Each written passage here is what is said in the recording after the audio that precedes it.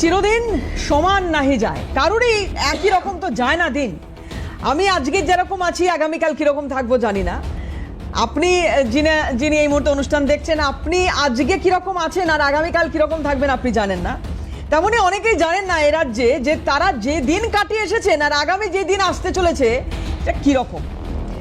যাই হোক, হাল্লা বলে আজকে আমি দেবারতী রয়েছি। আর কেন বলছি এই কথাগুলো, যখন 33টা গাড়ি নিয়ে রাস্তায় আপনি যাচ্ছেন, রাজ্যের উত্তর থেকে দক্ষিণ আপনাকে সবাই সেলাম করছে, স্যালুট ঠুকছে, খুব ভাল লাগছে।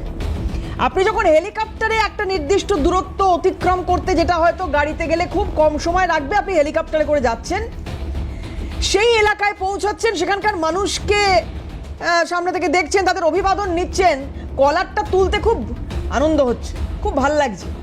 ওই 33টা গাড়ি আপনার কি কাজে লেগেছে এতদিন? রাজ্যের উত্তর থেকে দক্ষিণ যেখানে যাচ্ছেন ওই 33টা গাড়ি নিয়ে অল্প দূরত্ব যাচ্ছেন হেলিকপ্টারে, কি প্রয়োজন লাগছে আপনার? কি প্রয়োজন? 2014 সালে রাজনীতিতে এসেছেন, আর 2014 সাল থেকে 2024 10 বছর, তার সঙ্গে আর 2 বছর, যখন রাজনীতিকরা তাদের পায়ের তলার জমি তৈরি করতে 30-40 বছর পার করে দিচ্ছেন, যখন একটা দল কোনো রাজ্যে ক্ষমতায় আসতে 40-50-60 বছর লাগিয়ে ফেলছে, সেখানে আপনি অর্থাৎ অভিষেক বন্দ্যোপাধ্যায়, আপনাকে বলছি, যদি এই মুহূর্তে এই অনুষ্ঠান দেখে থাকেন তাহলে আপনার কাছে এই প্রশ্ন রাখলাম যে যেদিন আপনি মঞ্চে দাঁড়িয়ে গাড়ির মাথায় দাঁড়িয়ে বলছিলেন ডিজে বাজবে 4 তারিখের পর, বাজালেন ডিজে? বাড়িতে বাজিয়ে শুনেছেন ডিজে? আপনার ক্যামাক স্ট্রিট, আপনার শান্তিনিকেতন, তার বাইরের ছবি আমরা দেখেছি, আমরা দেখিয়েছি আমাদের দর্শকদের, আপনিও দেখেছেন জানি। আপনার খানিকটা মন খারাপও হওয়ার কথা, জানি না। 2 বছর বয়স থেকে আপনি রাজনীতি করছেন, ফলে উত্থান এবং পতন দুটোই আপনার জানার কথা, উচিত। তবে আপনি বিরোধিতাটা শেখেননি, কারণ আপনি সোনার চামচ মুখে নিয়ে জন্মেছেন। আপনি যেখানে দাঁড়িয়ে রাজনীতিটা করেছেন সেটা তৈরি করে দেওয়া প্ল্যাটফর্মের ওপর আপনি জানেন না কিভাবে বিরোধিতা করতে হয়, আপনার পিসি জানতে পারে। তাই জন্য ওনাকে একটা সময় পর্যন্ত জননেত্রীর তকমা দেওয়া হয়েছে। আপনি কোনোদিন জননেতা শোনেননি, আর সেই আপনি আজকে সুরসুর করে কলকাতা হাইকোর্টে যাচ্ছেন, যে কোনো দিন আপনাকে গ্রেপ্তার করা হতে পারে সেই ভয় থেকে। আপনি চাইছেন যে আপনার গ্রেপ্তারি এড়ানো হোক। আপনি হাত জোর করে মাননীয় বিচারপতির কাছে গিয়ে বলছেন যে দয়া করে আমাকে যেন অ্যারেস্ট না করা হয়। যদি অপরাধ করে থাকেন তাহলে আপনাকে অ্যারেস্ট করা হবে। যদি অপরাধ করে থাকেন, যদি আপনার কারণে একজন বাংলার মানুষেরও চোখের জল পড়ে, যদি আপনার কারণে আজকে বাংলা এত পিছিয়ে পড়ে থাকে এবং আপনার দল যদি সাফারার হয়ে থাকে, আপনার দলের কর্মীরা যদি সাফারার হয়ে থাকে, ডেফিনেটলি আপনাকে ধরা হবে। আপনি অপেক্ষা করুন, হয়তো আইনি বিষয় যখন এখানে ঢুকে যাচ্ছে, যেহেতু আপনি কলকাতা হাইকোর্টে গিয়েছেন, ফলে আপনার যে আইনি প্রক্রিয়ার মধ্যে দিয়ে এই মুহূর্তে যেতে হবে, জাহাঙ্গীর খান তো এই মুহূর্তে একটা খানিকটা স্বস্তিতে আছেন। আমি জানি না আপনার সঙ্গে কি হবে। আপনারও যদি স্বস্তি থাকে খুব ভালো কথা, কিন্তু সেই স্বস্তি কতদিন থাকবে? কেন বলছি এই কথাগুলো? কারণ আপনার বিরুদ্ধে এফআইআর দায়ের করা হয়েছে। কে এফআইআর দায়ের করেছেন? রাজীব হালদার নামে এক ব্যক্তি এফআইআর দায়ের করেছেন। বাগুইয়াটি থানায় সেই এফআইআর দায়ের করা হয়েছে, আর ভয়ে সুরসুর করে আপনি চলে গিয়েছেন কলকাতা হাইকোর্টে।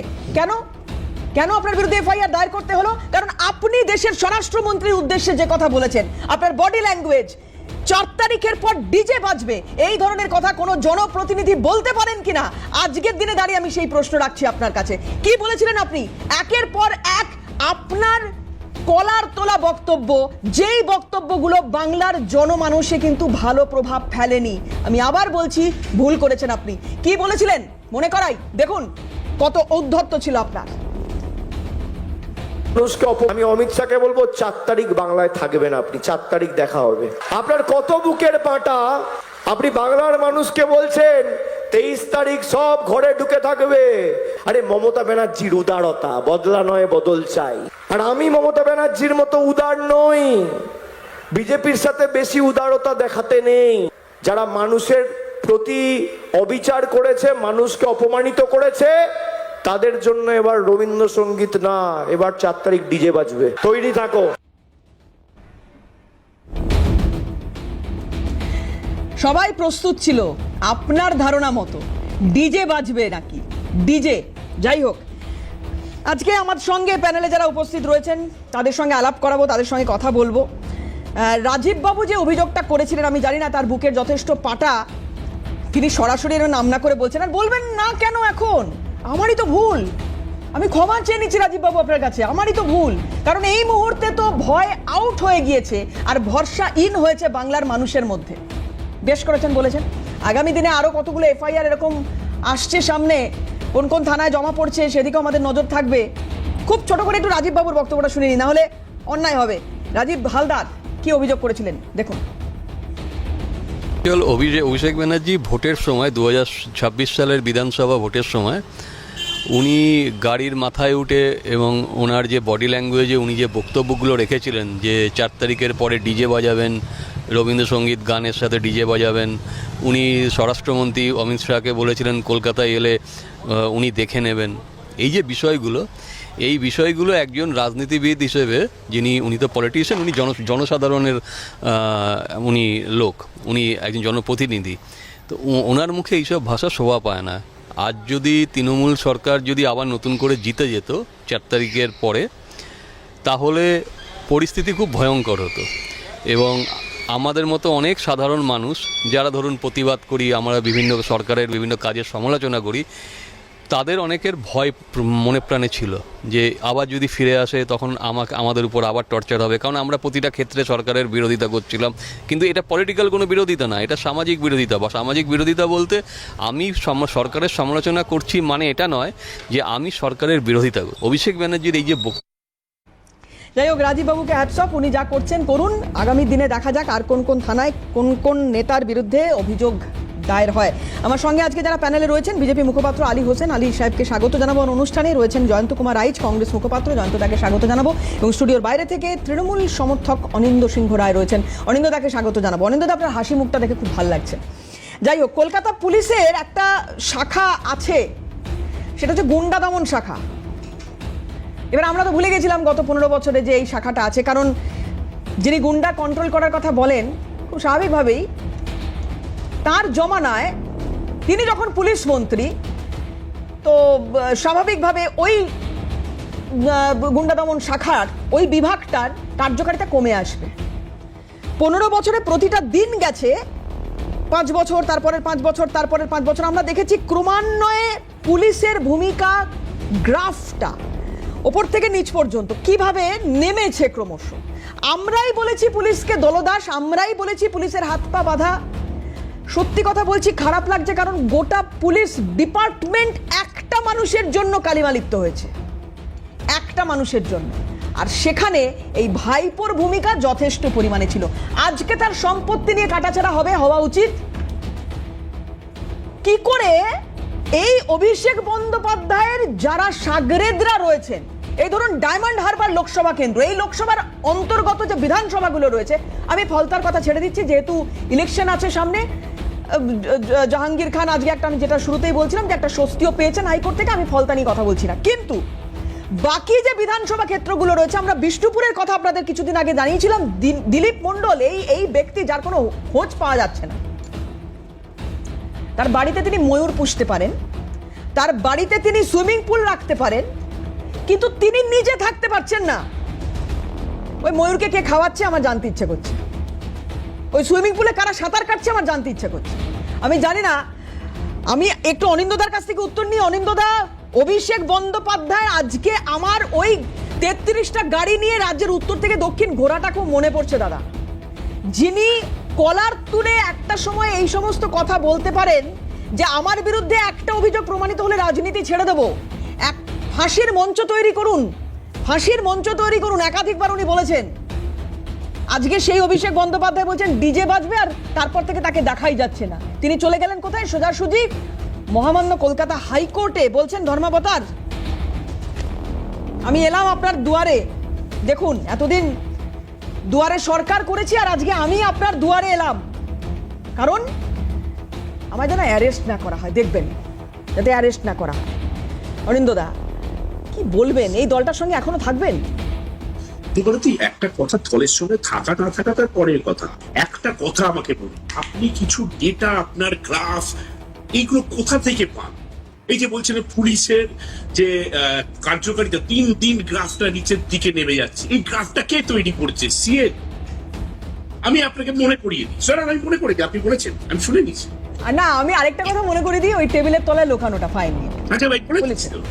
হ্যাঁ, আপনি তো এই মাত্র বললেন গ্রাফটা ধীরে ধীরে নিচের দিকে নেমে যাচ্ছে। কে গ্রাফটা তৈরি করবে? এনসিআরবি রিপোর্টে পড়েন? বোধহয় পড়েন না, তাহলে এই কথা বলতে পারতেন না। মনে হচ্ছে অনিন্দদা, পুলিশের আমি বলি এনসিআরবি রিপোর্টে যে বিনীত গোয়েলকে মেরুদণ্ড উপহার দিতে হয়, সেই পুলিশের গ্রাফ খুব উপর দিকে ছিল। না না না, আমি তো আপনাকে বলছি, আপনি আমার এই কথাটা উত্তর দিন না। আপনার যে গ্রাফ আপনি দেখেছেন আজকে, এটা এনসিআরবি রিপোর্ট অনুযায়ী পর 5 বার কলকাতা সব থেকে সেফেস্ট প্লেস। এটা আপনি মানবেন না, সেন্ট্রাল গভর্নমেন্টের রিপোর্ট আমি বলছি। আচ্ছা, আপনি বলছেন না অভিষেক বন্দ্যোপাধ্যায় কেন হাইকোর্টে গিয়ে হাত জোড় করে? আপনিও জানেন পলিটিক্যাল প্রেসারের অভিযোগ ছিল, থানাগুলো এফআইআর নিত না। এই অভিযোগ দীর্ঘদিন ধরে উঠেছে, এটা আপনি জানেন না দাদা? কোথায় আপনাদের এত বড় চ্যানেল, এতগুলো সাংবাদিক, আপনারা বার করুন, দেখান। এখানে এসে বিজেপির কার্যকর্তারা এখানে এসে বলেছেন, এখানে প্যানেলে বসে তারা বলেছেন। মমতা বন্দ্যোপাধ্যায় সরকার থেকে একমাত্র শুরু হলো যে আপনি অনলাইনেও কমপ্লেন করতে পারেন, যে কোনো থানাতে আপনি কমপ্লেন করতে পারেন। আরেকটা কথা আপনাকে বলি, এই যে হাইকোর্টে গেছে বলে আপনি তির্যক সুরে হাত জোর করে নাকি চেয়েছে মহামান্য আদালত আমাকে অ্যারেস্ট না করে। একটু মনে করে দিই, আপনার মেমোরি হয়তো কম, ভুলে যাচ্ছেন। শুভেন্দু অধিকারী কতবার হাইকোর্টে গিয়ে হাত জোর করে বলেছিল যাতে আমাকে অ্যারেস্ট না করা হয়। উনার নামে অভিযোগ অনেকগুলোই তো এসেছিল, এবং কতবার হাইকোর্টে উনি হাত জোর করে গেছিলেন, ওই সেগুলো মনে পড়ছে না। যেতেই পারে, শুভেন্দু অধিকারও যেতে পারে, অভিষেক বন্দ্যোপাধ্যায় যেতে পারে। আইন তো সবার জন্য, নাকি যাবে না? মানে আপনারা কি চাইছে? কেন যাবে? গায়ের চড়ি যা ইচ্ছে তাই করতে পারিস না, উনি যাওয়াতে কোনো অসুবিধা নেই। অনিন্দদা, আপনিও জানেন শুভেন্দু অধিকারীকে কি কারণে বারবার হাইকোর্টে যেতে হয়েছে, আপনারাও জানেন দাদা। আপনি বললেন যে হাত জোর করে কেন গেছেন, আবার বলছেন যা। আমি তো শুভেন্দু অধিকারীও তার হাত জোর করে গেছে একাধিকবার। কেন গেছেন শুভেন্দু অধিকারী? আর তার নামে অভিযোগ ছিল আপনারা, যেখানে আমি শুধু শুভেন্দু অধিকারী কেন, এই যে জয়ন্ত এখানে বসে আছেন, কংগ্রেস কতবার গেছে হাইকোর্টে?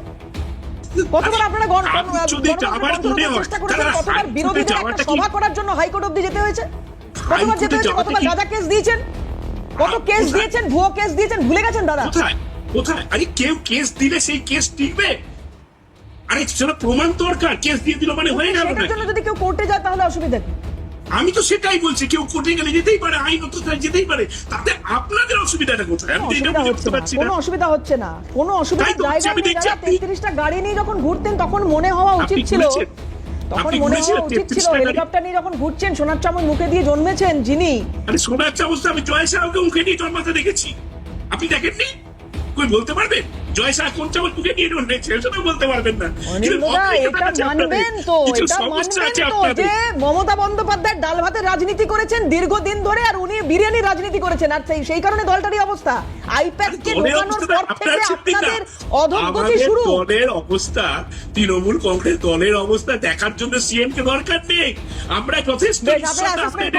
অ্যাসেসমেন্ট করুন, খুব ভালো কথা। আমি আলিদার কাছে আসি। শুভেন্দু অধিকারীকে কেন, অনিন্দদা বলছেন শুভেন্দু অধিকারীকে কেন যেতে হয়েছে হাইকোর্ট? এখন শুভেন্দু অধিকারী তো পদে পদে যেতে হয়েছে, তার পারমিশন, তার মিটিং, সমস্ত পদে পদে তাকে বাধা দেওয়া হয়েছে। এ পর্যন্ত যতগুলো মিটিং করেছেন জনসভা নির্বাচনের প্রাক্কালে, সবগুলোকে তাকে হাইকোর্টের অনুমতি নিয়েই তাকে যেতে হয়েছে। এই যে হাইকোর্ট যাত্রা, এটা তৃণমূল এই জাতীয় যে একটা সংসদীয় রাজনীতিতে এসে একটা নির্বাচন কমিশনের অবস্থাতেও থেকেও তাকে হাইকোর্টে যেতে হচ্ছে। দুর্ভাগ্যের বিষয় অনন্দবাবু, আপনি স্বীকার করতে পারছেন না যে তৃণমূল এই হাইকোর্টের রাস্তাটা দেখিয়েছে। খুব দুর্ভাগ্যের বিষয়। কেন হাইকোর্টে যেতে হবে একটা রাজনৈতিক দলের মিটিং করতে গেলে? হাইকোর্টে যাওয়ার দরকার? সেই জায়গায় দাঁড়িয়ে আমরা যেটা বলতে চাচ্ছি, দেখুন, কমসে কম মানুষের রায়টা মেনে নেওয়ার চেষ্টা করুন অনিন্দবাবু, মানুষের রায়টা মেনে নেওয়ার চেষ্টা করুন। বাংলার মানুষ রায় দিয়েছে ভারতীয় জনতা পার্টিকে। যে দাম্ভিকতা দেখিয়ে অভিষেক বন্দ্যোপাধ্যায় 4 তারিখে ডিজে বাজানোর কথা বলেছিলেন, অর্থাৎ ওভার কনফিডেন্স ছিলেন তৃণমূল সরকার আবার আসবে এরকম ভেবে, আজকে সেটা কোথায় গেল? আজকে রাজ্যের একটা এরকম একজন মানে স্বঘোষিত ব্যক্তি অভিষেক বন্দ্যোপাধ্যায়, তাকে হাইকোর্টে গিয়ে তাকে বলতে হচ্ছে তাকে অ্যারেস্ট যেন না করা হয়। তাহলে আমরা যেটা বলেছি যে আমরা ডিজে বাজাবো না, আমরা এবার বলে দিয়েছি আমাদের পার্টির কার্যকর্তারা প্রত্যেকটা মণ্ডলে মণ্ডলে ব্লকে ব্লকে তারা কিন্তু এবার মানে অভিনন্দন যাত্রা করবে। অভিনন্দন যাত্রায় সেখানে আমরা বলেছি আপনারা কেউ ডিজে বাজাবেন না, মানুষের অসুবিধা তৈরি করবেন না, মানুষের পাশে থেকে মানুষের কাছে বার্তা দিন যে আপনারা আমাদেরকে জয়যুক্ত করেছেন, এই জন্য আমরা আপনাদেরকে অভিনন্দন জানাচ্ছি। এই বার্তাটা আমরা বিজেপি বলে সেটা সম্ভব। কেউ ভাবতে পারতো যে বিজেপি সম্পর্কে আজ থেকে ভোটের আগে যেভাবে ধারণা করা হয়েছিল তৃণমূল এবং কংগ্রেস এবং বামফ্রন্ট, তারা বিজেপিকে যেভাবে বিষিয়ে দিয়েছিল সাধারণ মানুষের কানে, সেই বিজেপি আজকে কোথায়? আজকে নেই। ভোটের পরে বিজেপি সেইভাবে নেই। বিজেপি এখন উন্নয়নে, বিজেপি আজকে ডেভেলপমেন্টে, বিজেপি আজকে জনগণের কাছে জনগণের আশীর্বাদ নিয়ে বিজেপি 46% ভোট পেয়েছিল। এই ভোট আগামী 2 বছরের মধ্যে দেখবেন এটা 60% এসে দাঁড়াবে। কেন? আমাদের কাজ বলবে তো। আজকে মাননীয় মুখ্যমন্ত্রী দুবার তিনি ক্যাবিনেট বৈঠক করলেন, করে ঐতিহাসিক সিদ্ধান্ত নিয়েছেন। এই তো আজকের যে বিষয় সেটা আমরা জানতে পারলাম যে দুর্নীতি সঙ্গে যারা রয়েছে তাদের এগেনস্টে কড়া ব্যবস্থা নেওয়া হবে এবং কোনো ভাতা বলতে কোনো ধর্মীয় নামে ভাতা স্যাংশন করা হবে না, কি পুরোহিতে হোক আর কি ইমাম ভাতাই হোক, এটা দেয়া হবে না। কেন্দ্রীয় রাজ্য সরকারের টাকা কোনো ধর্মীয় স্থানে বিলিয়ে দেওয়ার জন্য নয়, এটা সামাজিকের জন্য ব্যয় করা দরকার। সমাজের জন্য ব্যয় করা দরকার। সমাজকে যদি পরিষ্কার করতে হয়, প্রথম কথা হচ্ছে এই যে দুষ্কৃতীরা অসামাজিক কার্যকলাপের সঙ্গে যারা যুক্ত তাদের মধ্যে ভয়টাকে ইন করাতে হবে, যেটা বারবার মোদিজি বলেছেন বা শুভেন্দু অধিকারী বলছেন বা আপনারা বারবার বলছেন যে সাধারণ মানুষের মধ্যে, রাজ্যবাসীর মধ্যে ভরসা ইন করাতে হবে। আর আমি বলছি সমাজ বিরোধীদের মধ্যে ভয়টাকে ইন করাতে হবে যে হ্যাঁ আমি করতে পারবো না, দ্বিতীয়বার করার আগে আবার হাত কাঁপবে, যেটা মারাত্মক শাস্তি আমার জন্য অপেক্ষা করে আছে। আজকে শুভেন্দু অধিকারী সেই কথাই বলেছেন, আমি শোনাবো আপনাদের, কিন্তু তার আগে একটা খুব দ্রুত বিরতি নিতে হবে। বিরতির পর ফিরে এসে এই যে দম্ভের কথা, অহংকারের কথা, অনিন্দদা আমি জানি না হয়তো মানছেন না বা স্বীকার করছেন না, কিন্তু দম্ভ যে কোনো ক্ষেত্রে শাসকের বা ক্ষমতার ক্ষেত্রে পতনের কারণ হয়, বারবার বুঝিয়েছে আমাদের ইতিহাস, বারবার। আর এবারও একই ঘটনা। যাই হোক, খুব দ্রুত থাকবেন, 12টার পর দেখা হবে।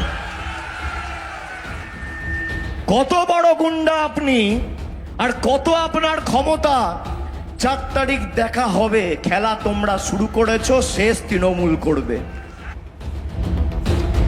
এইগুলোই হচ্ছে অহংকার, এইগুলোই হচ্ছে দম্ভ। আর যে কারণেই একেবারে সিংহাসন থেকে, রাজপ্রাসাদ থেকে টেনে মাটিতে নিয়ে আসলো যারা, তারা গণদেবতা।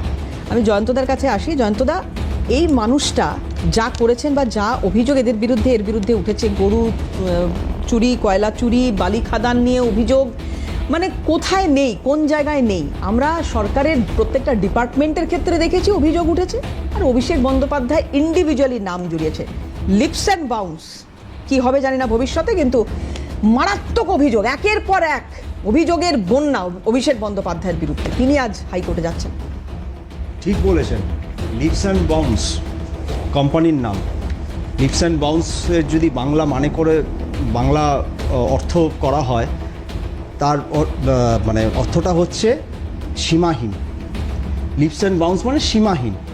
তো সীমাহীন দুর্নীতির আখড়া হচ্ছে লিপস অ্যান্ড বাউন্স কোম্পানি, এবং এই সীমাহীন দুর্নীতির প্রোডাক্ট হচ্ছেন অভিষেক বন্দ্যোপাধ্যায়, যিনি ছাত্র রাজনীতির মাধ্যমে রাজনীতির ময়দানে আসেননি, যিনি যুব আন্দোলনের মাধ্যমে রাজনীতির ময়দানে আসেননি। তিনি প্যারাশুটে করে, তার স্নেহের পিসির প্যারাশুটে উনি রাজনীতির ময়দানে অবতীর্ণ হয়েছিলেন। তার জন্যই আজকে তার 33টা গাড়ির কনভয় প্রয়োজন হতো। তার জন্যই আজকে তার জেলা সফরে যাওয়ার, সেখানকার জেলা পুলিশ শুধু নয়, কলকাতা লালবাজার থেকে পুলিশ ফোর্সকে উড়িয়ে নিয়ে যেতে হতো। কেন? রাজ্যের মুখ্যমন্ত্রী তার পিসি Z+ সিকিউরিটি পাচ্ছেন, Z++ সিকিউরিটি পেতে পারেন, অসুবিধে নেই। তিনি তো একজন সাংসদ মাত্র, কেন্দ্রীয় সরকারের মন্ত্রীও নন।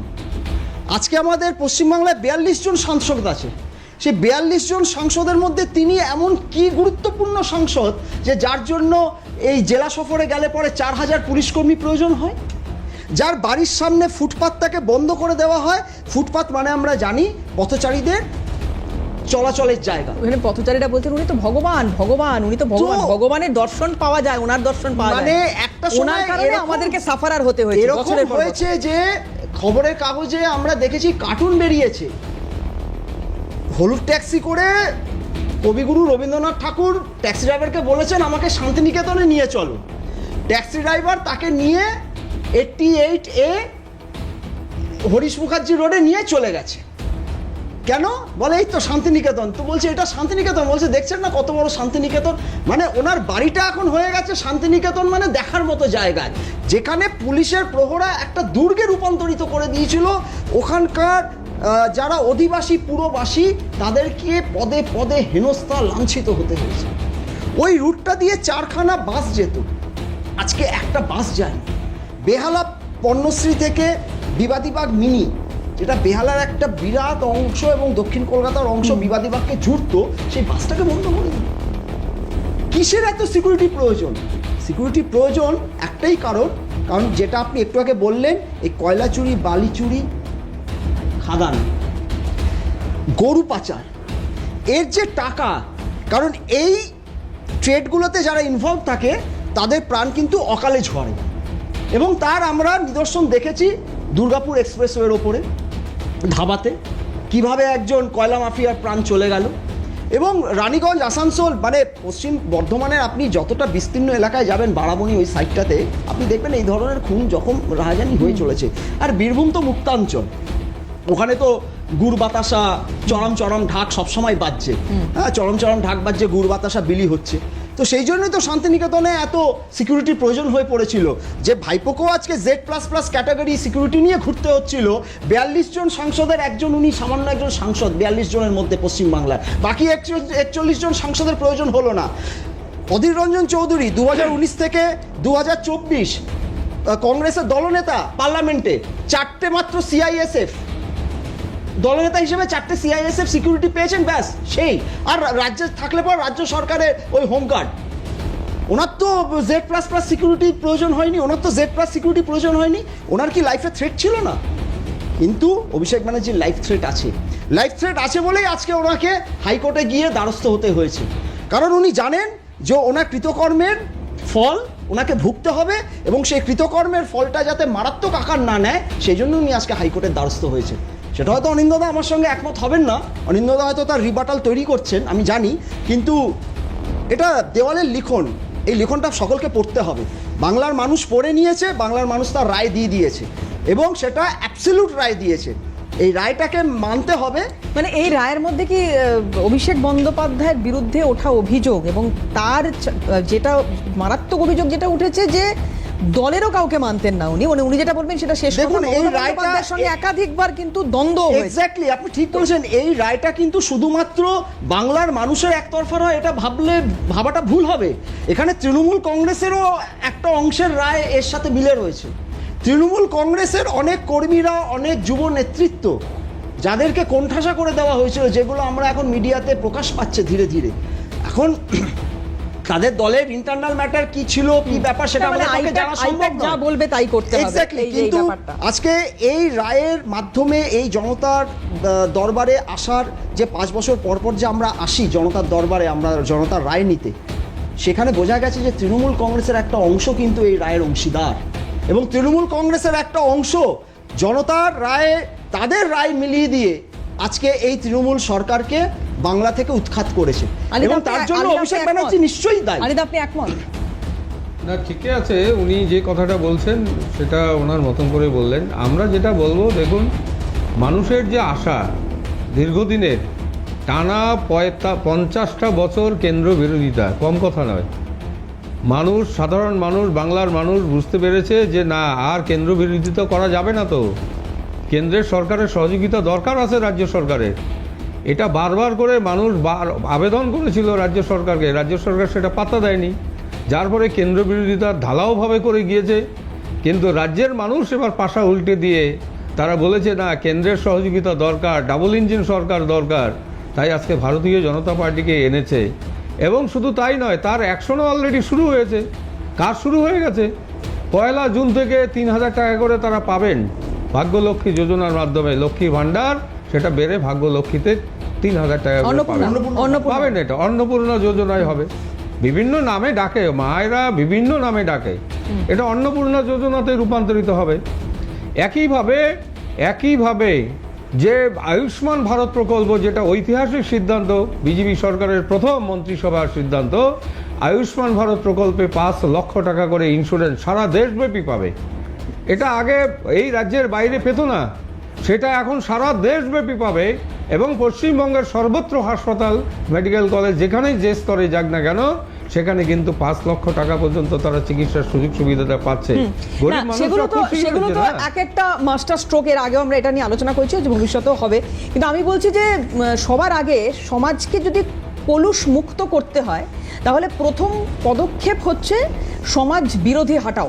একবারে যেটা শুভেন্দু অধিকারী, দেবরতীদি, আমি একমত। হ্যাঁ। যে সমাজ বিরোধী যারা এখনো দাপিয়ে বেড়াচ্ছে, গতকালকেও আপনারা দেখেছেন যে পার্ক সার্কাস এলাকাতেও একদম। কিছু দুষ্কৃতীরা ঢুকে পার্ক সার্কাসের সমস্ত পরিবেশ নষ্ট করে দিয়েছে, ইভেন্ট পুলিশের গাড়ি গুড়িও ভেঙে দিয়েছে। এত বড় দুঃসাহস তারা পায় কোথা থেকে? আমরা বলবো, পুলিশকে আমরা অনুরোধ করব, আপনাদের চেহারা আমরা ইতিমধ্যেই দেখলাম, আপনারা পারেন, একটা লড়াই করতে পারেন, সেটা প্রমাণ করেছেন। এর বিরুদ্ধে যথাযথ ব্যবস্থা আপনারা গ্রহণ করুন। তফাৎটা আমরা এখানেই আপনাদের সঙ্গে আছি। আলিদা, তফাৎটা এখানে আজকে আপনি যে ইনসিডেন্টের উল্লেখ এখানে করছেন, আমরা দেখেছি তারপরে কি অবস্থা হয়েছে এলাকা, সে ছবিও দেখাচ্ছি। এবার শুভেন্দু অধিকারী, মাননীয় মুখ্যমন্ত্রী, মাননীয় পুলিশ মন্ত্রী, ওখানে গিয়ে যে বক্তব্য রাখছেন যে আমি একেবারে ফ্রি হ্যান্ড দিয়ে দিচ্ছি পুলিশকে, যে তোমার যেটা, আপনাদের যেটা ইচ্ছা আপনারা সেটা করবেন, অবশ্যই আপনাদের এটা করার জায়গা আছে, অধিকার আছে, কোনোভাবে নাক গলানো হবে না এখানে। কিন্তু এটাই বোধহয় তফাৎ। এর আগে আমরা দেখেছি পুলিশ মন্ত্রীকে, তিনি নিজে গিয়ে থানা থেকে গুন্ডা ছাড়িয়ে আনছেন, তিনি বলছেন আমি গুন্ডা কন্ট্রোল করি। আজকে মুখ্যমন্ত্রী শুভেন্দু অধিকারীর বক্তব্য থেকে এটা বোঝা যাচ্ছে খুব স্পষ্টভাবে যে দুষ্কৃতীদের, আমি আবার বলবো, গত বিরতিতে যাওয়ার আগে বলছিলাম, আবার বলবো, দুষ্কৃতীদের এটা মাথায় রাখতে হবে, যারা এখনো অপরাধ করছেন, যাদের মধ্যে এখনো অপরাধ প্রবণতা আছে, যারা এই পার্ক সার্কাসের ঘটনা আবারও ঘটাতে চাইছেন, সেই মানুষদেরও বলবো যে এবার থেকে কিন্তু ভয় ইন, আপনাদের এবার ভয় ইনের পালা। কারণ ভরসা আউট হয়ে গিয়েছে বিগত সরকার চলে যাওয়ার সঙ্গে সঙ্গে। শুভেন্দু অধিকারী পুলিশদের উদ্দেশ্যে কি বলেছেন আমি শোনাবো, কিন্তু তার আগে একটা ব্রেক নেব খুব দ্রুত। বিরতির পরে আবারও ফিরবো এই আলোচনায়। এবং শুভেন্দু অধিকারীর এই বক্তব্য ভীষণভাবে তাৎপর্যপূর্ণ। পুলিশকে উদ্দেশ্য করে কি বলছেন, এবং বলছেন এই কথা যে দুষ্কৃতিকারীদের উদ্দেশ্যে বলছি, আমার ফোর্সকে হাত পা বেঁধে রেখে দেওয়া হবে, তাহলে কিন্তু ভুল করবেন। তো ক্লিয়ার মেসেজ, জিরো টলারেন্স এই ধরনের ভান্ডালিজম, হুলিগানিজম, রাউডিজম এবং anti national, anti social activities we are not allowing. আমি পুলিশ মন্ত্রী, হোম মিনিস্টার হিসেবে লাস্ট ওয়ার্ড বলে গেলাম, একটা পুলিশের গায়ে যদি হাত পড়ে, এই সরকার তার আইন প্রয়োগ করে যতদূর যেতে হয় হবে। শুধু অ্যারেস্ট নয়, কনভিকশন করানো পর্যন্ত ক্লোজ মনিটরিং করার দায়িত্ব আমাদের থাকবে। এটা জিরো টলারেন্স। আর পার্ক সার্কাস সহ যেখানে যেখানে বিগত দিনে এই ধরনের ঘটনা ঘটিয়েছেন, আপনারাও কান খুলে শুনে রাখুন, এটা আপনাদের শেষ ঘটনা। এরপরে আর কোনো এই ধরনের অ্যাকশন আমরা করতে দেব না। যদি করেন, আমার থেকে খারাপ কোনো পুলিশ মন্ত্রী হবে না। শুভেন্দু অধিকারীর বক্তব্য। যাই হোক, আমি এই লিস্টগুলো দেখছিলাম যে মানে পাতাতেও ধরাতে পাচ্ছি না, এত গ্রেপ্তার হচ্ছে, এত তাদের বিরুদ্ধে হুমকি তোলাবাজির অভিযোগ, আর সবাই পরপর অ্যারেস্ট হচ্ছে। আমি কয়েকটা এখানে একটু উল্লেখ করতে চাইবো, সেটা হচ্ছে এই যার কথা বলছিলাম, বিষ্ণুপুর বিধানসভার তৃণমূল বিধায়ক দিলীপ মণ্ডল, তাকে তো পাওয়া যাচ্ছে না, কিন্তু তার ছেলেকে পাওয়া গেছে।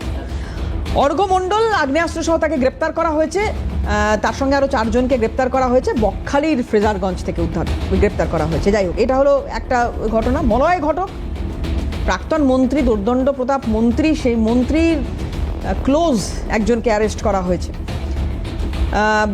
দাসপুরের প্রাক্তন বিধায়ক মমতা ভূঁইয়া, তার ছেলে কুমারেশ ভূঁইয়া, তাকে গ্রেপ্তার করা হয়েছে।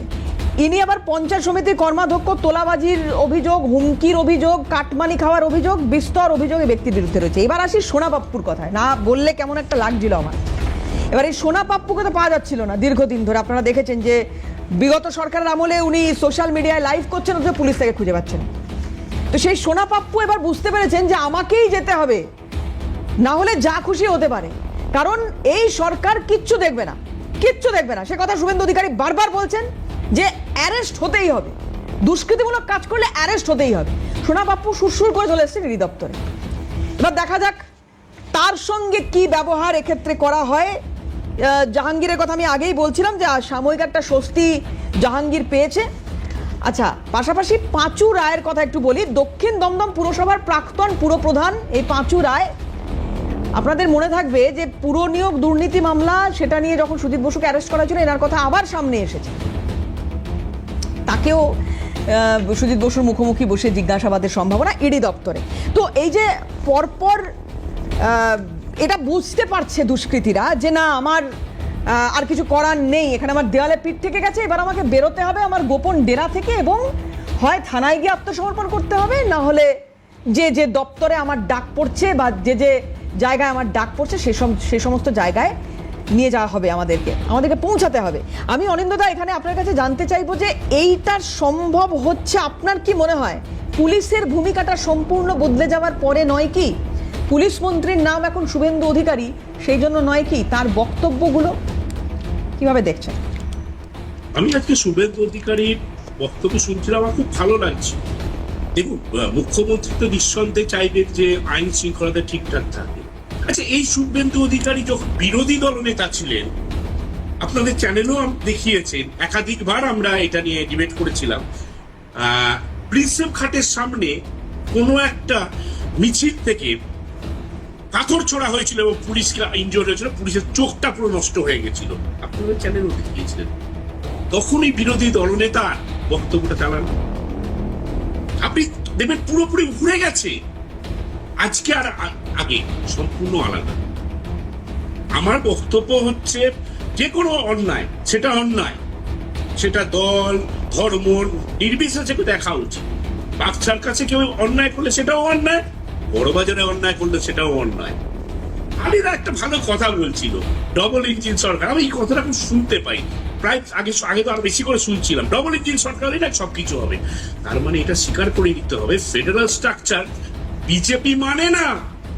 ফেডারেল স্ট্রাকচার মানে হচ্ছে কোন সরকার সেটা নির্ভর করছে না।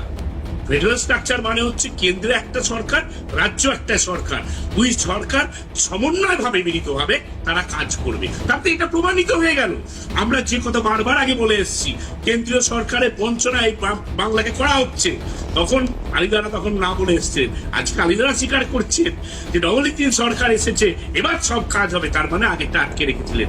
তাই তো স্বীকার করুন না, অস্বীকার করা কি অসুবিধা আছে? মানুষ তো সব জানছে। আর একটা কথা, অন্নপূর্ণা ভান্ডার দেওয়া হবে, তা আলিদা এই লক্ষ্মী ভান্ডার তো কিছুদিন আগে পর্যন্ত ভিক্ষা ছিল, তা অন্নপূর্ণা ভান্ডার তো ভিক্ষা টিক্ষা নয় তো, ওটা তো সসম্মানে ভাতা। তো সেটা একটু দেখে নেবেন, কারণ আপনাদের মুখ থেকেই বেরিয়েছিল লক্ষ্মী ভান্ডার ভিক্ষা। এই আপনার শুভেন্দু অধিকারী চালান বাইক, আপনার শুভেন্দু অধিকারী পর্যন্ত বলেছিলেন ভিক্ষা, সব অনেক কথাই বলেছিলেন। তো ব্যাপারটা কি বলুন তো, সময়ের সঙ্গে সঙ্গে অনেক কিছু পরিবর্তন হয়। শুভেচ্ছা রইল এই সরকারকে, ভালোভাবে চালান, নিঃসন্দেহে সবই তো নদী। আর একটা কথা, লাস্ট একটা কথা বলে রাখি, আমার খুব অবাক লাগছিল, বিজেপি জিতেছে, বিজেপি যতটা আনন্দিত পেয়েছে, আমি দেখলাম সিপিএম কংগ্রেস তারা যৌথভাবে খুব আনন্দ পেয়েছে। তাদেরকে জামানত বাজেয়াপ্ত হচ্ছে সেটা নিয়ে তাদের চিন্তা নেই। তৃণমূল কংগ্রেস কি পায়নি, কি করেছে না করেছে সেটা নিয়ে তাদের চিন্তা। আরে ভাই, তোমাদের কটা জামানত বাজেয়াপ্ত হচ্ছে সেটা নজর রাখো। কে বিজেপি কি করছে, বিজেপিটা বিজেপি বুঝছে না ভাই। আমরা আবার বলি, পশ্চিমবঙ্গে 41% ভোট তৃণমূল কংগ্রেস এখনো পেয়েছে। 2,60,00,000 লোক মানুষ আমাদের ভোট দিয়েছে। মানুষ মনে করেছেন যে আজকে বিজেপিকে দেখবো, নিশ্চয়ই দেখতে পারেন। আরেকটা কথা, 35 লাখ লোক যাদের ট্রাইব্যুনালের হওয়ার কথা, এবং যারা ভোট দিতে পারেননি এবার, যদিও আইন ব্যবস্থা বলে দিয়েছেন এবার ভোট দিতে পারেন তো কি আছে, পরে বার দেবে, আমি সে ব্যাপারে আর কিছু বলতে চাই না। এই 35 লাখ লোক নিয়ে কেউ কোনো কথা বলছে না, না সংবাদ মাধ্যম কোনো কথা বলছে, দেখতে পাবেন না এই 35 লাখ লোক তারা, তাদের কি অবস্থা, তারা কি আদৌ নাগরিক হতে পারছেন না, না সংবাদ মাধ্যম কিছু বলছে, আমরা ভেসে আছি সেই একই চক্করে। সমস্যাটা হচ্ছে এটাই, বাংলার মানুষ তারা যাকে জিতিয়ে এনেছে নিঃসন্দেহে তারা কাজ করুন, নিঃসন্দেহে তাদের কাজের দেখো, যদি কোনো অন্যায় করে গঠনমূলক সমালোচনা করবো, সমালোচনা করতে হয় বলে সমালোচনা নয়, গঠনমূলক সমালোচনা নিঃসন্দেহে করবো, এটাই ডেমোক্রেসি। কিন্তু বিজেপি, এই যাকে আপনি দেখছেন আজকে মুখ্যমন্ত্রী, উনি 10 বছর, প্রায় 10 বছর তৃণমূলে ছিলেন, সবে তো বিজেপিতে গেছে, দাঁড়ান না, সময় অপেক্ষা, সময় রইল, শুভেচ্ছা। বেশ, আলিদা। দেখুন, যেটা বিষয় অনিন্দ্যবাবু বলবার চেষ্টা করলেন, লক্ষ্মীর ভাণ্ডার ভিক্ষা ছিল আর অন্নপূর্ণা ভাণ্ডার ভিক্ষা নয়, এই কথাটা উনি বলবার চেষ্টা করলেন। দেখুন অনিন্দ্যবাবু, সত্যের অপলোপ করে লাভ নাই। আপনারা যে লক্ষ্মীর ভাণ্ডারটা দিয়েছিলেন প্রথমে 500 টাকা, মনে আছে তো? 500 টাকা দিনে কয় টাকা পড়ে? এখন অন্নপূর্ণা ভাণ্ডার প্রতিদিন 100 টাকা করে পাবে মা বোনেরা। 100 টাকা একটা টাকা, কিন্তু 25 টাকা টাকা নয়, ওটা 100 টাকা কিন্তু টাকা। সুতরাং এই টাকাটাকে আপনি ভিক্ষা বলতে পারেন না, এই টাকাটাকে সহায়তা বলুন, একটা বড় সহায়তা। সেই জায়গায় যেটা আমরা বলতে যাচ্ছি যে এখনো সাধারণ মানুষকে আপনারা ঘৃণাভাবে দেখছেন, সাধারণ মা বোনদের আপনারা এখনো তির্যক আসছেন, এটা হতে পারে না। বিজেপি কখনো ভিক্ষা বলে দাবি করেনি, বিজেপি বলেছে ওই 1,500 টাকায় কিছু হয় না অনিন্দ্যবাবু, টাকা বাড়াতে হবে, কিন্তু আপনার সরকার বাড়ায়নি, আপনার সরকার শুধু রাজনীতি করেছে। সেই জায়গায় আমরা যেটা বলতে যাচ্ছি, অনিন্দ্যবাবু যাই বলুন, সত্যকে স্বীকার করে নিন, তৃণমূল কংগ্রেস হেরেছে, বিরোধী আসনে আপনারা বসবেন, আপনারা পজিটিভ বিরোধিতা আপনারা করুন, পজিটিভ বিরোধিতা যেটা রাজ্যের কাজে লাগবে। এইরকম করে এই আপনার পার্ক সার্কাসে মুসলিমদের এইভাবে বিপথে পরিচালিত করে উস্কানি দিয়ে তাদেরকে এইভাবে রাস্তায় নামিয়ে দেবেন আর সারা রাজ্যের মুসলমানরা অভিযুক্ত হবে, এটা হতে পারে না। সাধারণ রাজ্যের মুসলমানকে, অর্থাৎ 2.5 কোটি মুসলিমকে আপনারা ভুল ভাববেন না, তারা যে আপনাদের কথাই শুনে উঠবোস করবে, এই জায়গায় কিন্তু এখন এই মুহূর্তে নেই। আগে ছিল কিন্তু এখন নেই। এখন সাধারণ মুসলিমরা বুঝতে পেরেছে যে পার্ক সার্কাসে যে অবৈধ আন্দোলনটা করা হয়েছিল গতকালকে, এটা মুসলিম সমাজের সমর্থন নেই। আমরা বুঝতে পেরেছি। প্ল্যান্ড এই পার্ক সার্কাসের গন্ডগোলটা প্ল্যান্ড, আলিদা? হ্যাঁ, পার্ক সার্কাসের গন্ডগোলটা কি প্ল্যান্ড? নিশ্চিত প্ল্যান। এটা পরিষ্কার করে তৃণমূল কংগ্রেস, ওরা যখন আস্তে আস্তে পায়ে মাটি ফেলবার জন্য, মাটিতে পা রাখবার জন্য এরা একটা প্ল্যান করে মুসলিম সমাজকে নামিয়েছে। এটা রাজাবাজারও এরা নামিয়েছিল, আর কোথাও নামাতে পারবেন না। শুভেন্দু অধিকারী আমাদের নেতা এবং রাজ্যের মুখ্যমন্ত্রী মাননীয়, তিনি বলেছেন এইটাই হবে লাস্ট আন্দোলন, এরপরে আর কোনো আন্দোলন হবে না। এখানে শুভেন্দু অধিকারী আরেকটা রিয়াকশন একটু শোনাবো, আমি আসবো জয়ন্তদা, একটা ব্রেকও নিতে হবে। যে এই পুলিশকে যে মেসেজ দেওয়া হয়েছে মাননীয় পুলিশ মন্ত্রীর তরফ থেকে, বিএনএস যা বলছে, উপরতলা যা নির্দেশ দেবে সেই অনুযায়ী কাজ করুন, চিন্তা মুক্ত হয়ে কাজ করবেন। শুভেন্দু অধিকারী, মাননীয় পুলিশ মন্ত্রী, মুখ্যমন্ত্রী কি বলছেন দেখুন। আর পুলিশের সমস্ত বন্ধুদের বলবো, বিএনএস যা বলেছে, আপনাকে ট্রেনিং পিরিয়ডে যা বলেছে, আপনার সুপিরিয়র যা অর্ডার দেবে অন স্পট আপনি চিন্তামুক্ত হয়ে করবেন।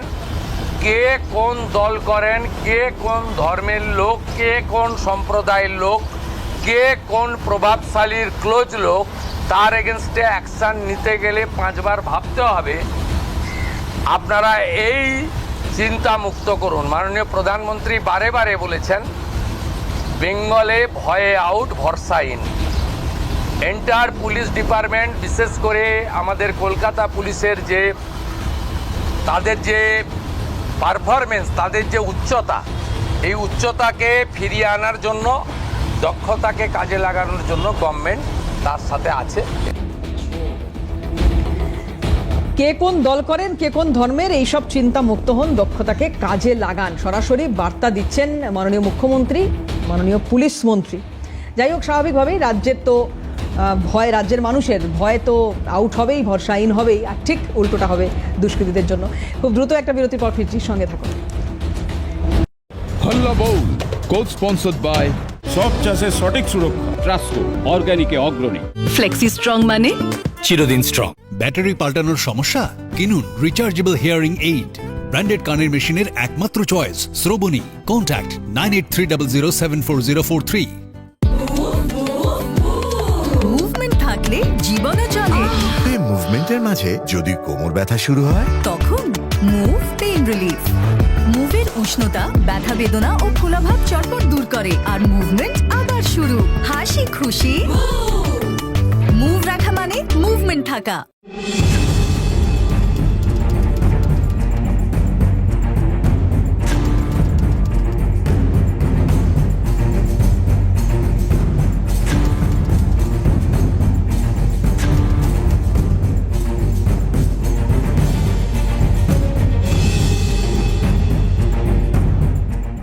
ক্যালকাটা প্লাস্টোপ্যাক ইন্ডাস্ট্রিজের Calcutta extra multi layer water storage tank এবং ক্যালকাটা ব্র্যান্ড HDPE, UPVC এবং SWR পাইপ অ্যান্ড ফিটিংসের ওয়াইডেস্ট রেঞ্জ পেতে এবং ব্যবসায়িক যোগাযোগের জন্য কল করুন 9051388879। ক্যালকাটা প্লাস্টোপ্যাক ইন্ডাস্ট্রিজ, আপনার জলের কমপ্লিট সলিউশন। শুনলাম আপনি নাকি বাড়ি বানাচ্ছেন? 80-90% বাড়ি কিন্তু বানানোর কয়েক মাসের মধ্যেই ড্যাম্পে ভুগতে শুরু করে। আর ড্যাম বারবার ফিরে আসে, মানে বারবার রিপেয়ার আর খরচ। তাহলে উপায়? বাড়ি বানানোর শুরুতেই শ্যাম স্টিলের স্টার্ট ফ্লেক্স ওয়াটারপ্রুফিং সলিউশন। জল ঢুকতেই দেয় না, ড্যাম্প পড়তেই দেয় না। হল্লা বউল কোচ স্পন্সর্ড বাই সব চাষের সঠিক সুরক্ষা ট্রাস্কো অর্গানিকে অগ্রণী। ফ্লেক্সি স্ট্রং মানে চিরদিন স্ট্রং। ফিরে এলাম বিরতির পর। দুষ্কৃতীরা সাবধান হন, যে বার্তা বারবার দেওয়ার চেষ্টা করছেন, যে অপরাধ করার কথা আপনারা এই মুহূর্তে আবারও ভাবছেন, তারা শুধরে যান, না হলে কি হতে পারে আপনারা আন্দাজা করতে পারছেন না। যাই হোক, রাজাবাজার নিয়ে কথা হচ্ছিল এবং আমি যে কথাটা আলিদাকে জিজ্ঞাসা করছিলাম একটু আগে, যে এটা প্ল্যান্ড কিনা এই ঘটনা, এর পেছনে কার মস্তিষ্ক রয়েছে, কি কেন এই ঘটনা ঘটেছে এবং এটা প্ল্যান্ড কিনা। জয়ন্তদের সঙ্গে হাত তুলেছিলেন, দাদা বলুন। সত্যি কথা বলতে কি, এই ধর্মীয় মেরুকরণটা না, এটা এই তৃণমূল আর বিজেপির একটা তুরুপের তাস। এটা নির্বাচনের বহু আগে থেকে, বিগত লোকসভা নির্বাচনের সময় থেকে এই ধর্মীয় মেরুকরণটা পশ্চিমবাংলায় শুরু করেছে। এই দুটো দলই হচ্ছে either side of the same coin, এর মধ্যে কোনো দ্বিমত নেই। বাংলার মানুষ যারা ভোট দিয়েছেন তারা আগামী 3টে বছর অপেক্ষা করুন, আগামী লোকসভা নির্বাচনে পর তারা বুঝতে পারবেন। আর দুষ্কৃতি রাজ তো শুরু হয়েছিল সেই বাম আমলে। বাম আমলে দুষ্কৃতীরা পরবর্তীকালে রাতারাতি জার্সি চেঞ্জ করে তারা ঘাসফুল হয়ে গেল। ঘাসফুলে হয়ে গিয়ে তাদের সেই দুষ্কৃতী রাজ, তাদের রাজত্ব তাদের চলতে থাকলো, তাদের রাজপাট কায়েম রইল। কারণ তারা জানতো যে আমাকে যদি ধরে তাহলে থানায় চিফ মিনিস্টার নিজে গিয়ে আমাকে ছাড়িয়ে আনার ক্ষমতা রাখেন, কারণ তিনি পুলিশ মন্ত্রী, তিনি মুখ্যমন্ত্রী, তিনি গুন্ডা কন্ট্রোল করেন, তিনি নিজে অ্যানাউন্স করেছেন, তো আমাদের কোনো ভয় নেই। প্রশাসনিক সভা আর এই দুষ্কৃতীরাই, তুই তো বোম বাঁধিস, এক্স্যাক্টলি, আজকে শওকত মোল্লাকে যদি বলে তুই তো বোম বাঁধিস, এবং সেটা কখন বলছে? অ্যাডমিনিস্ট্রেশন মিটিং এ বলছে, যেখানে আমলারা বসে রয়েছেন, যেখানে আরো জনপ্রতিনিধিরা বসে রয়েছে, যেটা লাইভ টেলিকাস্ট হচ্ছে টিভির পর্দায়।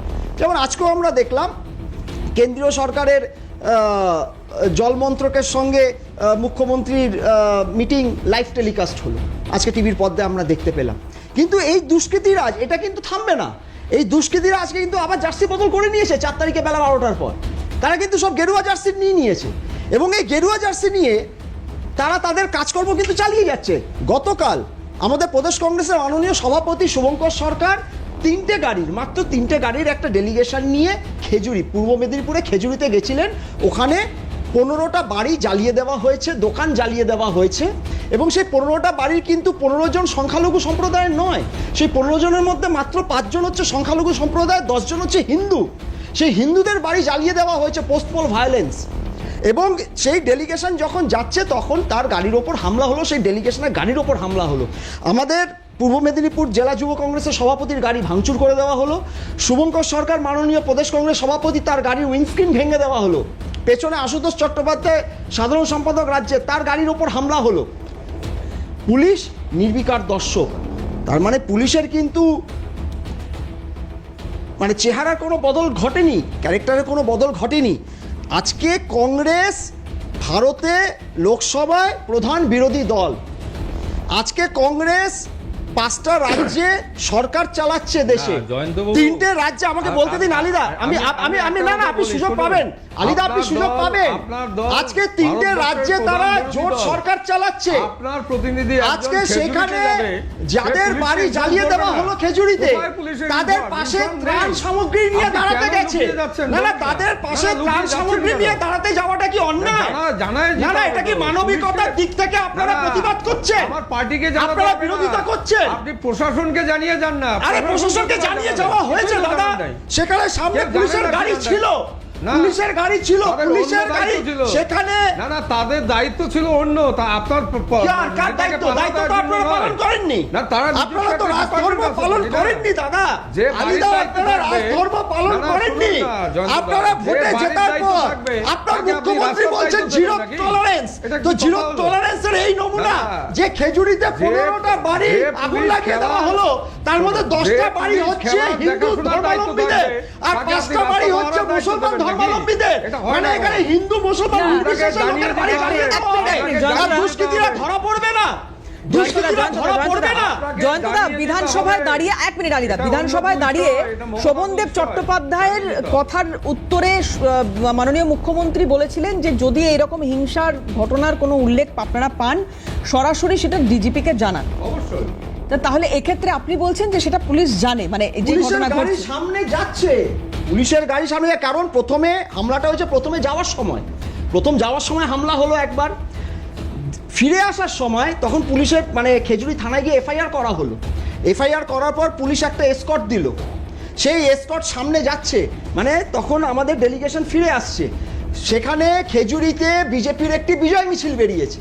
তো বিজয় মিছিল যখন বেরিয়েছে তাহলে পুলিশের কাছে ইনফরমেশন নিশ্চয়ই আছে যে ওখানে বিজয় মিছিল বেরিয়েছে, তাহলে ওই রাস্তায় আমরা এই কনভয়টা নিয়ে যাব না। কিন্তু পুলিশ সেই রাস্তাতেই কনভয়টা নিয়ে গেল এবং কিছু দূর গিয়ে পুলিশের গাড়িটা সাইড করে দাঁড়িয়ে গেল। এবার পুলিশের গাড়ি দাঁড়িয়ে যেতে অটোমেটিক্যালি আমাদের সভাপতির গাড়ি ঠিক পুলিশের গাড়ি পেছনে ছিল এবং তার পেছনে আরো 2টো গাড়ি ছিল, তারাও দাঁড়িয়ে গেল। কিন্তু সেই মিছিল থেকে এসে যখন হামলা করা হচ্ছে তখন পুলিশ বলছে আমাদের সংখ্যা কম। বুঝতে পেরেছি। যখন খেজুরি থানায় ফোন করলেন আমাদের সভাপতি, রাজ্য সভাপতি, আচ্ছা অভিযোগ যখন এসছে একটু উত্তরটা নেব প্লিজ। জয়ন্তদা প্লিজ একটু উত্তর। তাহলে এটা কি জিরো টলারেন্সের নমুনা? দাদা প্লিজ উত্তরটা নিন। হ্যাঁ ম্যাডাম আমি একটা কথা বলছি, ফৌজ যারা ডিউটি করে তাদের দেখবেন যে গেটে তাকে দায়িত্ব দেওয়া হয় সেই গেট ছাড়া কিন্তু 1 ইঞ্চিও এপাশ ওপাশে হবে না। কেন? তার ওইটাই হলো তার প্রধান দায়িত্ব। আবার আরেক ফৌজ আরেক জায়গায় দায়িত্ব রয়েছে। স্বাভাবিক কারণে সব পুলিশ দেখা মাত্রই আপনাকে এসে সাহায্য করবে এটা মানে নাই, কিন্তু এটা আপনি ভাববেন না যে সব পুলিশ এসেই আমাকে সাহায্য করবে। না তাহলে এসকর্টটা দিল কেন খেজুরি থানা? নিজস্ব কিছু না খেজুরি থানা তাহলে এসকর্টটা দিল কেন? এসকর্ট দেওয়ার মানেটা কি? এসকর্ট দেওয়ার মানেটা কি? আলিদা আপনি আমাকে একটু বলে দিন এসকর্ট দেওয়ার মানেটা কি? পুলিশ এসকর্টের অর্থটা কি? না পুলিশ এসকর্টের অর্থটা কি? পুলিশের ওখানে কিছু করার নেই। না পুলিশের কিছু করার নেই। না তার মানে প্রদেশ কংগ্রেসের সভাপতির গাড়ি ভাঙচুর হবে, পুলিশ দাঁড়িয়ে সে যদি জোর করে যাওয়ার চেষ্টা করে তাহলে তো পরিণাম এরকমই হবে। কিন্তু বাস্তবে তার কোনো শুভঙ্কর সরকার দেখতে পাবো না। একজন দায়িত্বপূর্ণ নেতা, জনগণ প্রতিফলন শুভঙ্কর সরকার একজন দায়িত্বপূর্ণ নেতা, সেখানে সে কেন ওইভাবে যাবে? প্রদেশের সভাপতি আক্রান্ত হবেন, তার গাড়ি ভাঙচুর হবে, কিন্তু বিজেপির মুখ্যমন্ত্রী জিরো টলারেন্সের প্রতিফলন বাংলার জনগণ দেখতে পাবে না। যেটা মানে আইনকে ভাঙা যাবে না। আচ্ছা বেশ, আমি একদম সময় নেই please please please please please please আমি আলিদা জয়ন্তদা দুজনকে অনুরোধ করছি প্লিজ প্লিজ প্লিজ আমরা দুজনকে অনুরোধ করছি, সময় একদম শেষ করব অনুষ্ঠান। অনিন্দদা দূরে বসে শুধু হাসলেন শেষ পর্বটার জন্য। যাই হোক দাদা, পরের কিছু প্রশ্ন তোলা থাকলে অন্য কোনো দিন আপনার সঙ্গে আবার যেদিন কথা হবে। যাই হোক আজকে সময় শেষ, প্রত্যেককে ধন্যবাদ সময় দেওয়ার জন্য, আর আপনারা যারা আমাদের সঙ্গে এতক্ষণ ছিলেন আপনাদেরও ধন্যবাদ। শেষ করছি।